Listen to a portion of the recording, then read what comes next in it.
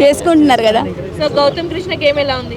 గౌతమ్కి మాట్లాడడం రాదు మెయిన్, అందుకే ఆయన గేమ్ నాకు అంతగా అనిపించదు. మాట్లాడడానికి రాదు ఆయనకు సరిగ్గా, ఆయనకు స్టాండ్ తీసుకోవడం రాదు, అందుకే ఆయన అంత అనిపించదు నాకు.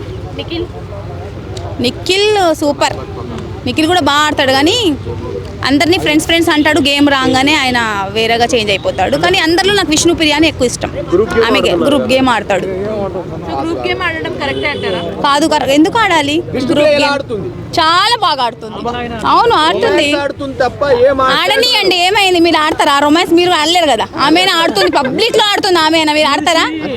మనకి ఇది పడిపోతుంది ఆడాలంటే. ఆమె ఆడుతుంది, అది డేర్ ఉండాలి అట్లా ఆడాలంటే. ఆడనియండి, ఆడనియండి. మీరు తెల్లారనేది చూపించారు కదా, ఆమె చూపించుకుంటుంది, అంత డేర్ మీకు ఉండాలి కదా. రోహిణి అంత ఆడట్లేదు ఏమి.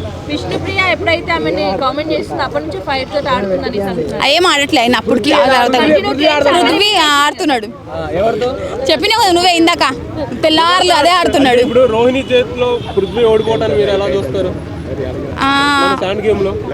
లేదు లేదు, అది కూడా ఏం బాగా అనిపించింది.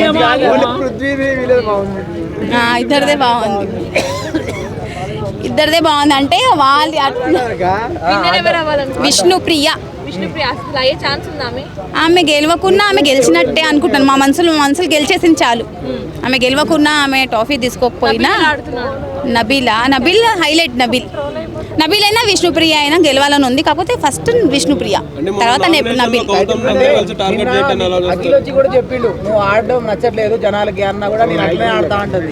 అవును, ఆమె ఆయన ఆడలేదు కదా అట్లాంటి ఆట, అందుకే ఆయనకు నచ్చట్లేదేమో. ఈమె ఆడినట్టు ఆయన ఆడలే కదా, అందుకే.